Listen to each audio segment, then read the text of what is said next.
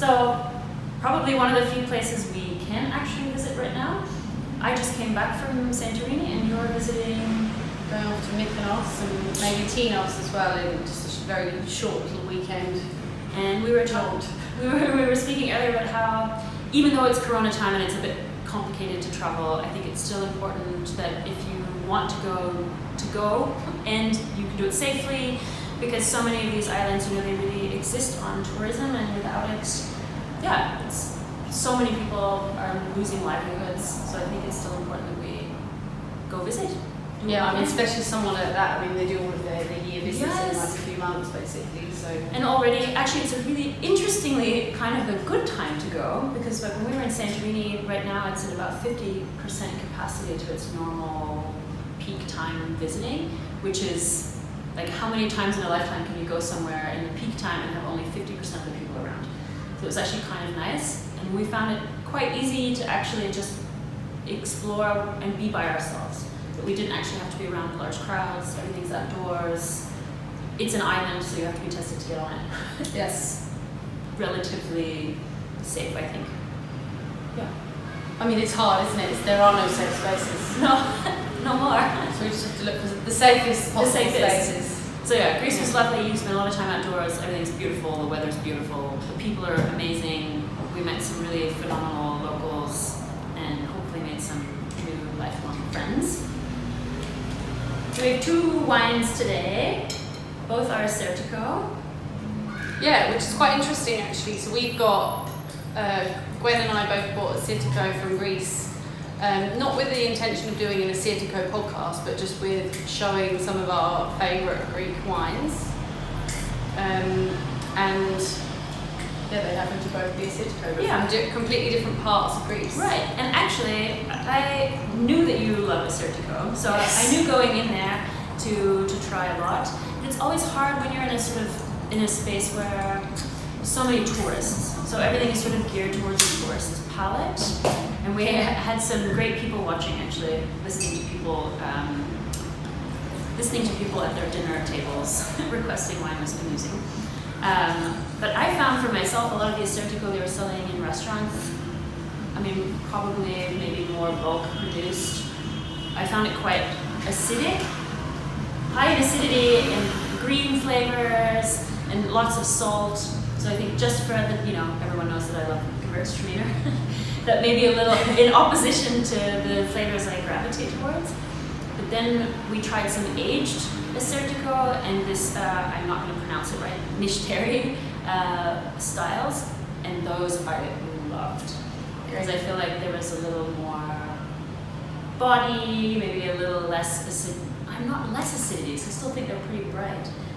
But maybe just a different, I think, so what I love, Assyrtiko is my kind of tech, because I love mineral-rich wines, and I think Assyrtiko is by far the most exciting white grape in Greece, and it's kind of, it deserves a rightful place against things like Riesling, Chardonnay, Chenin Blanc for its unique profile, and I think also the fact that it does show the terroir. And the exciting thing about Santorini is that when you look at it on the map, it is a caldera, so the part of it, like the half moon part where you live in, is like part of the sunken volcano crater.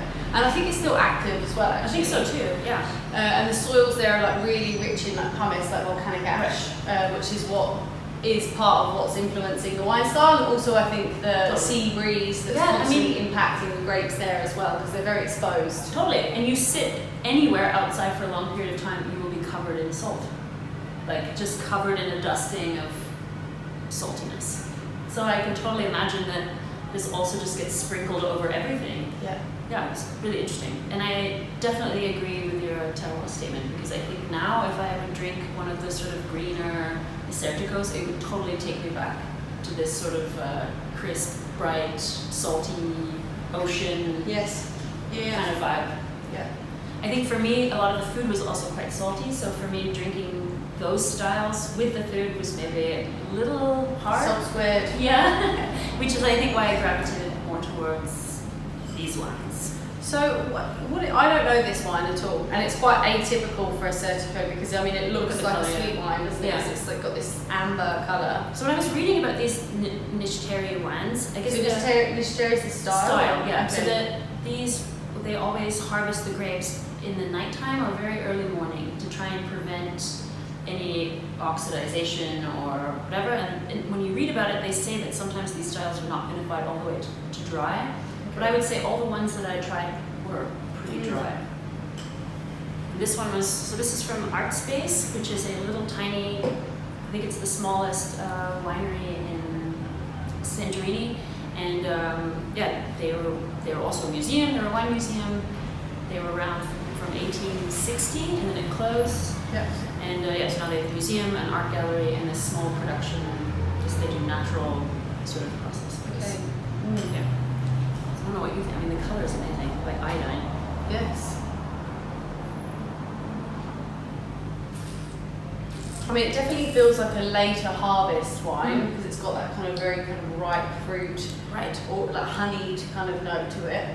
But like, I mean, you get that kind of visceral texture, but then it has got the saltiness on the Yeah, there's finish. still that like a salted caramel, Yeah. like a. I was really curious actually to try it again here because you know when you like fall in love with something in a place, you're like, oh, is it going to be terrible when I go home? You're like, is it because of all the beautiful blue and white buildings that I'm looking at and the sun shining on me that it's delicious? And for me, I thought like there is that little saltiness left, and I know there was something that just sort of made it easier to eat salty foods alongside it because it kind of gave you a little rest. Well, because there's sweetness, there must be some residual Yeah, I think there so too.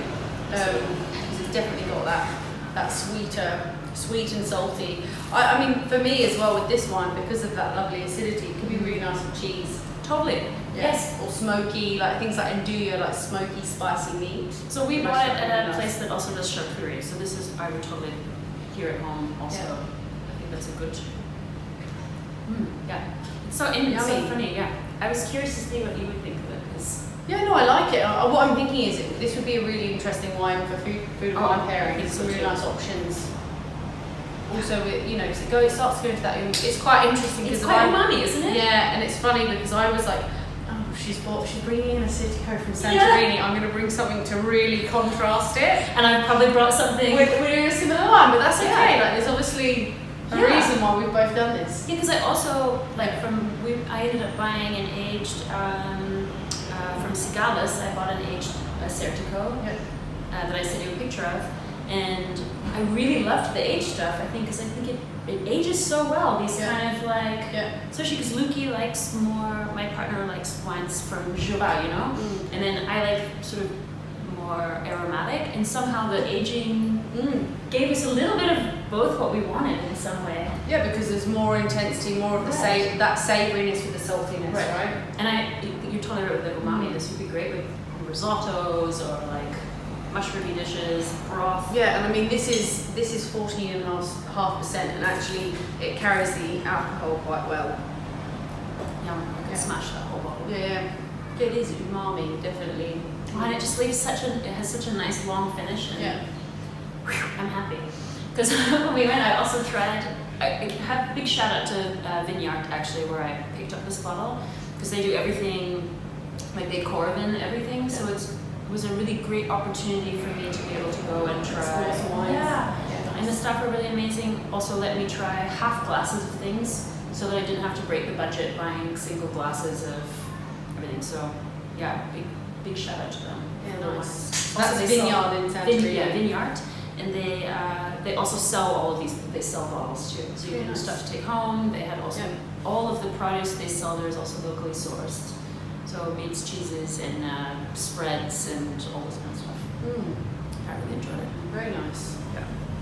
I wish I had more. I wish I had actually like absorbed the information that I read. Yeah, but I think also it's just a brief intro on some exciting wines from Greece, just to do our kind of our summer holiday hopping around of like what's exciting us at the moment and what's interesting for us. Because then I would ask like, what would you, if someone were to ask you to describe a sort of classic Assyrtiko, like what would? Because now I feel bad that I didn't bring a classic one because I think. Me too. Yeah. Not about you. But I mean, no. Because I think like we're offering options that are maybe different, but I think like it's also... I would look at, if I was getting in a blind wine or a typical or more commonly known style, medium bodied, high acidity, and I think, there's this trademarked saltiness, like they're very mineral rich wines. Sometimes there is a little bit of aromatic profile, sometimes like a waxy note as well with some of the richer styles. But the saltiness is something else. Like it's even more salty than when you have like Albarino, like less aromatic than Albarino, a little bit more body. That's a really nice this nice saltiness.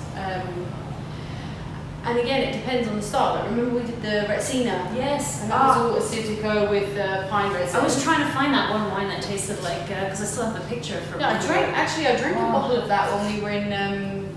When I was in Greece last year in Lindos. I had it and it was called like. It's the one that tasted like yes, and it tasted like sage, like roast chicken dinner. Yeah, from the pine resin. Because that's the other thing I was going to say that's really interesting. Yeah, and that's I always think of that one as roast chicken dinner. But actually, one thing I wanted to say that's really interesting is the wines are super high acidity, but the food is not. So actually, it's something that maybe you kind of need wines like this to boost up the food, because it's something that we found very curious when we were there. We talked to a lot of gastro stuff. It was like, what's with the lack of acidity and everything? Like all of the food has this sort of like saltiness, and maybe you have sweetness from the produce, but we were really lacking in acidity everywhere. Yeah. They much prefer the flavor of like lemon peel to the flesh. Yeah. So even in cocktails, or everyone was sort of going more for this citrus peel flavor that definitely is like waxier and doesn't have this acidity rather than the juice of. Or you get more of the oils, don't you? Yeah. Yeah. So I thought we were kind of. Surprised, because of course when we're experiencing Greek food in the north of Europe, it's made for our palates. So, people will make it with lots of vinegar or lots of sort of vinegary stuff, but when you're there, it really wasn't something we were finding. So it made actually a place for wines with a lot of acidity, because then you kind of had this counterpart to the sort of low acidity foods. But I'd love to, if anyone knows why, or if this was just a Santorini thing. We were in Oia, but not so much acidity. And when we talked to some waiters, they even said, funny that you asked. We had some other people asking recently. So, I think as well, something that is, obviously Assyrtiko is the main interesting grape in Santorini, and we haven't talked about also the very iconic Vinsanto wine comes from Santorini, meaning wine of Santorini. Delicious. And I think it came from there before it was sort of a thing in Italy, because that's where the name originates from, and that's 100% Santorini. So that also illustrates when you have these old sweet wines that are very suitable for old age. Totally. The potentiality of this great writing, also the diversity and the style. I'd be interested to know if anyone's made a sparkling wine with the Assyrtiko, what it's like. I wish I brought one. They had a pet nat, and I wanted to bring it, but I was afraid of the baggage handlers, to be honest. I mean, when you arrive to Berlin, you never know if your bags are going to come 5 bottles, and I was like, is it wet? No, whew! But because I thought, actually, it would make a delicious pet nat. Yeah. I'd be all about it. Yeah. But really, it was a brunch. I think that's something that's really nice about traveling sometimes, is that we kind of have this idea that you should be traveling and trying and liking everything, and I kind of think that sometimes it's also interesting to not like things. Yeah, I mean, it's about exploring and finding what you like and what you don't like. Right, and I think that's also, we talk about it a lot, just being honest about what you're tasting and experiencing, and I think I would like to get rid of this idea that you always have to like everything that you try, because I think that when you're traveling, it's just interesting to see contrast. It makes you don't like every person you meet. No, exactly. But I think there is this sort of especially when you have this sort of Instagram phenomenon, living your best life. Living your best life, where there's no room for negativity. I think sometimes it is interesting to be like, I don't like that. Let's find an alternative. I love it when people post funny videos about stuff that happens. Actually, I don't know if I see this video I made when I went to the Canary Islands with Zoe. So about this sandwich from Berlin Airport. It's just this video of me saying, we'll add it to one of our stories, where it's just on the outside? Well, no, so it's the bread itself wasn't bad, because it was the dark bread, and I was like, the sandwich doesn't look so bad. And then when I got onto the plane and tried to eat it, I opened the sandwich open and I was like, oh my god. Yeah, and then Zoe was like, what is it? And I was like, look at this, and she got the camera out and I was like, this is literally the saddest sandwich. So it was a piece of, I think there was a piece of turkey meat, one piece, processed, right. one piece of cheese, and then there was one piece of, so the bread was like this, and there was one ring of cucumber and one ring of tomato, and a lettuce leaf that had like literally hot lettuce, like yeah, that was like, it looked like someone had just like spattered some green paint on it because there was like barely even a leaf there, and I was like, they must have run out of supplies at the airport. And then we looked at hers, and she had one piece of tomato and one piece of cucumber, and I was like, this is the stingiest. It's like sandwich. a décolleté, you know, they just Yeah, like it's like €6. I was like, on that's show. outrageous. Yeah. This is all of them are like this. I tease the dog at home because he has this bed that looks like a pita, and he lays just on the edge, and I always tell him that he looks like an airport sandwich because all the meat's hanging out on the edge. There's like nothing in the bed, just no on one the wants edge. to see the meat hanging out on the edge. Maybe they do, but it's such a bizarre thing where it's like a sandwich that's 100% for show. Like, to me, this is like the most confusing thing ever. Like, you're literally making a product that people are going to eat, but you've decided that it's more important to entice them with the idea of a beautiful sandwich than actually give them a sandwich. Isn't that awful? It is. It's terrible. It's terrible. It's the worst. The state of sandwiches today, or just in Germany. I mean, Berlin Airport. I mean, when you go to other airports, even other train stations in other cities, you're like, how did we end up in the capital city with, like, at least the new one looks better. But like, even when I went there at the duty free to buy a bottle of water, the card machine wasn't working, and there was one cash out in the duty free of the capital city. Like, okay, we were stranded at the airport, at the train station at 3:30 in the morning. Because the train didn't arrive. It just didn't come. It didn't say cancelled. You asked staff, they were like, oh, it didn't come? Like, no one, everyone was just like, oh, I guess it just didn't come. So we're supposed to have faith in a train system that takes us to the airport that may or may not come. Somebody was too busy filling out a form somewhere. The train couldn't leave on time. Yeah, exactly. Like, some of the stuff sometimes... Train can't go, you haven't filled out 18,000 forms beforehand. I think even like this stuff later, and I think they will go into a box that no one will ever open. Yeah, right. I think they actually like even took a wrong turn. I think that was the excuse later when he... How do you take a wrong turn on a track? Yeah. Oops. Ended up somewhere else. I mean, you have to sit in the Playmobil and everything, like, what the hell? Ridiculous. Berlin.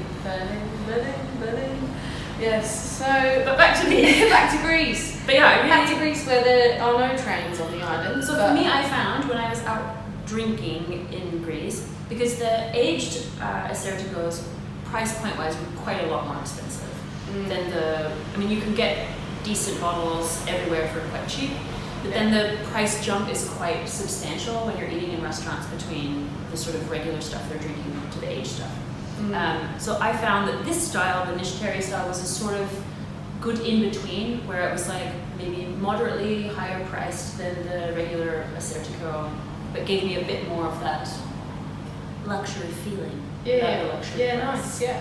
So this would be my hack for getting something that feels a bit more full-bodied and fancy. Or maybe also just for people that have tried the other style and try something with a bit more body and a bit more texture and a bit more viscosity. Yeah, so I love these. So I'm gonna take you now on a journey up to the north of Greece. Yeah. So the wine that I poured for us here is the 2017 Lamda Barrique Assyrtiko from Domaine Ligas. This is one I imported to Germany, so full disclosure of that. Touting my stuff. But I think it's an excellent wine. The label as well is beautiful. That's actually Maria Callas, the opera singer, for those of you that like opera, and if you are interested in opera and you've never heard of her. I mean, she's very iconic, but she is a beautiful voice. She has Yellow, my favourite colour, love it. Yes. Fits perfectly. It's such a marigold colour, this one, rather than iodine. So this is coming from the north of Greece, from the region of Pella. So this is in like Macedonia, so part of North Macedonia. So we're around 40 minutes from Thessaloniki, which is the nearest airport and major city. Inland and soils here are clay and limestone, so different soils to obviously to Santorini, and a different climate because obviously being higher up in the hills. It's around 350 meters approximately. I'd have to double check that. But yeah, this is one of their top wines. I'm just checking on the back. 2,000 bottles made of this. All were made of this in 2017. Really interesting winery. They're around 9 hectares in terms of the vineyard size. So they're still a small winery. It's a family winery that was set up in the mid-80s by Thomas Ligas, the father, and his children, the twins, Jason and Melly, the sort of working with their dad. Melly's making the wines now. Jason was for a period of time. Right. He was making the wines on the island of Samos, the Sula Vegetal wines. I think we might have tried the Ligia together. And yeah, all the vineyards are farmed using permaculture, so I think very forward-thinking, also very climate-aware approach. I'm sure that's not just the reason why, but I think it's really conscious decisions being made with every step, from how they grow. They use tinctures made with herbs that they forage from the local hills, so it's very much a local project too.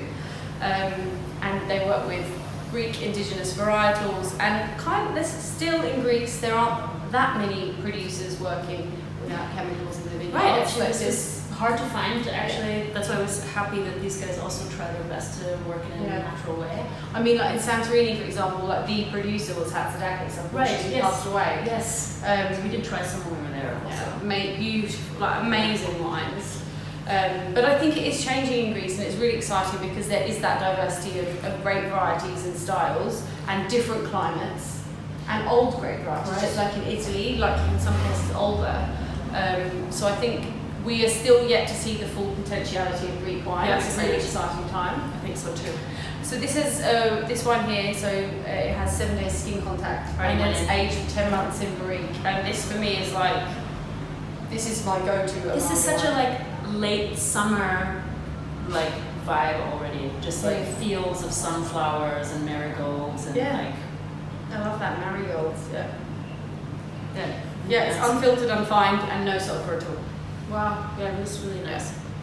I mean, of course, it has that sort of aged smell a little bit. There's a little bit of that medicine cabinet on there, but I really love the florals on this. I mean, that's what's so Moorish, and the acidity that lures you back. There's a different kind of texture to the wine than the one we had before, because you don't have the saltiness in the same way, but you do have this lovely fresh acidity, but a little bit more texture.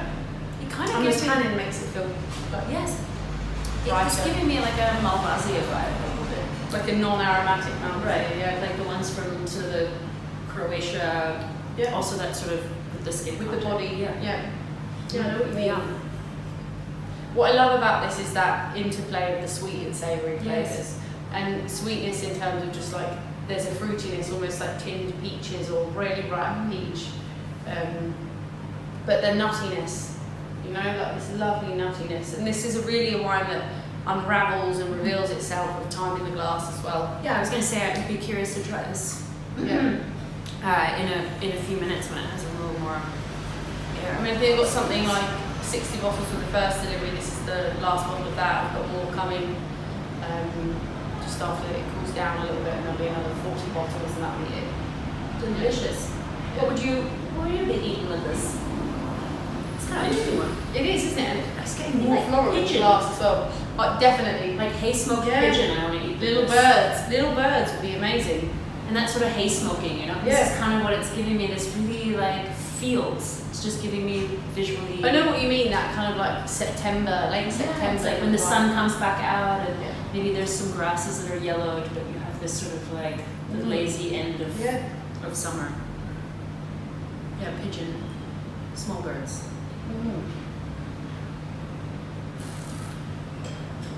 I also think with things like yakitori, like anything that's not yakitori grilled, even like ginkgo, like I always think, I don't know, maybe I just love Japanese food. Actually would be great because it's slightly less umami than the one we just tried. And a bit light, a bit fresher as well. But I think you're right, because of the tannins, it still could hold up to some grilled meat. So light grilled meats, like the small bird yakitori, totally. Yeah. And even things like if we were in the winter, like something like with a ramen. Yes, I mean, actually think both, interestingly, because I thought ramen also for the other one. Yeah, super interesting, this kind of, because actually I'm not thinking about Greek, I mean, other than things like souvlaki, of course, that is basically a light grilled meat. Yes. And also cheese, I mean, we sell, like at Aura, we've sold quite a bit of this because it's a good price. I mean, it's about €80. I want to eat chutney with it. Like, I could totally see things with chutney on the side, and a quince, and like, a plow. Man, actually, that would be This is a good pairing for a ploughman's lunch. Sure, I haven't had a ploughman's. Yeah. Do you know what I really I'm miss? so excited. Branston pickle. Yeah. I have Anyone know where we can get it? Yes. I know. You can get some here. Where? You can get it at the supermarket underneath the Karstadt. They had some. Really? Also, I think Galerie Lafayette has it. Just I go have and a buy like recipe. 6 jars. I want to make some. Make it date sauce basically and But turn it into carrots. blue vine. Yeah. Yeah. Our blue vine.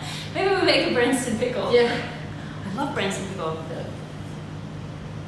But Lucas and I were excited when we came back because we were like, fuck the airport food. We were just excited that at Hoppenhof there's a Pret. I know! But isn't it weird that they have like 3 sandwiches? I know. I'm like, why is the fridge always empty here with like 2 sandwiches? Because people are used to sandwiches like you experience at the airport. They don't believe that what they see runs all the way through the bread. They have trust issues with sandwiches. How would you not? Every German sandwich looks the This same. is a city with a serious lack of sandwiches. Yeah.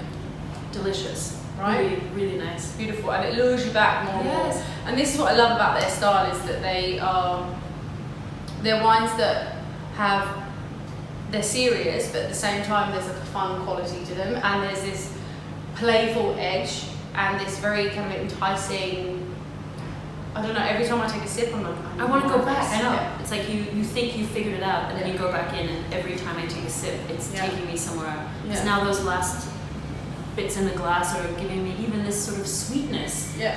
that you And the don't floral expect. notes coming Yes. out more and more on the nose as well. I'm a big fan of floral. I think that's why it's making me think so much of Malvasia. This like end of summer, wildflower, grassy. I love it.